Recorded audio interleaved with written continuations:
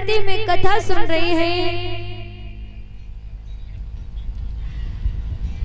सुखदेव महाराज ने जवाब दिया कि हे राजा, आज भगवान की कथा को चलते हुए चौथा दिवस है।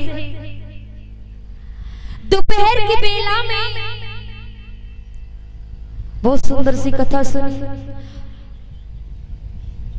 इधर में श्री सुखदेव महाराज ने जवाब दिया कि हे राजन, जिस समय भगवान भोले बाबा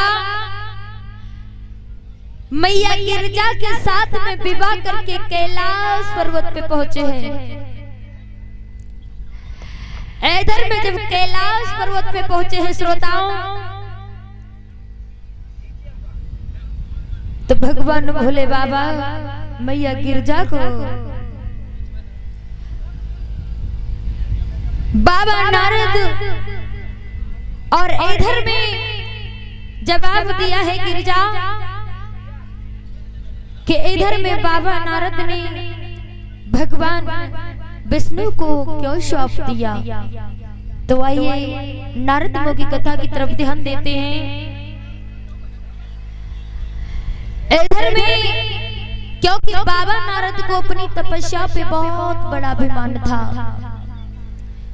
श्रोताओं, लेकिन जिसको अगर घमंड हो जाता, अभिमान हो जाता है,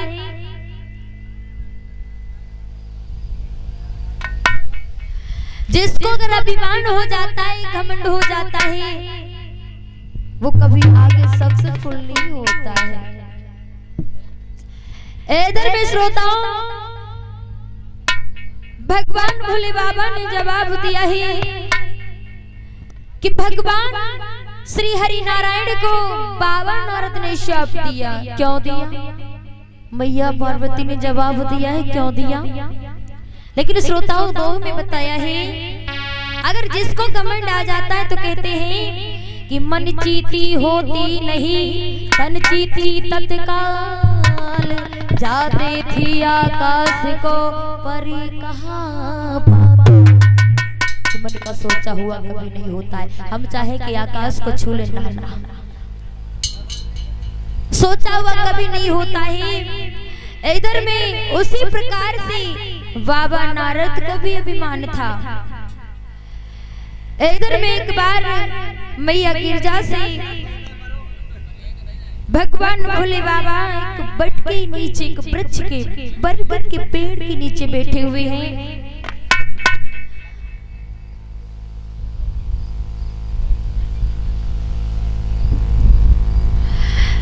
तो इधर में मैया गिरजा ने जवाब दिया है भगवान भोले बाबा से कि हे नाथ मुझे ये बताओ, जवाब दिया है कि हे नाथ मुझे ये बताओ, बाबा नारद तो भगवान विष्णु को बहुत मानते थे, दिन रात उनका भजन किया करते थे, चलते फिरते उठते जगते खाते पीते।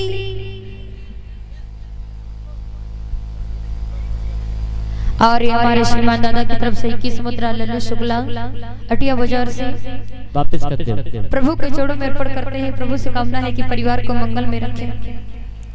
बाबा नारद जब भी चलते फिरते सोते जगते खाते पीते भगवान नारायण का ही भजन किया करते थे, नारायण नारायण ही किया करते थे। मैया गिरजा ने जवाब दिया भगवान भोले बाबा से, वो तो बहुत बड़े भक्त थे, लेकिन बाबा नारद ने भगवान नारायण को श्राप कैसे दे दिया, मुझे बताओ।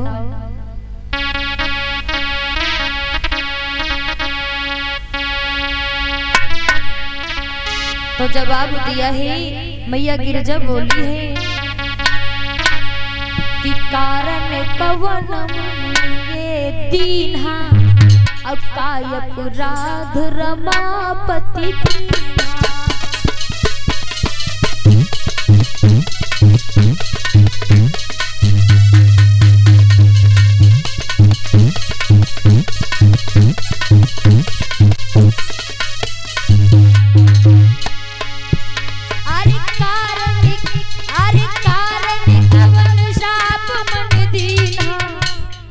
काय पुराध रमापति कीना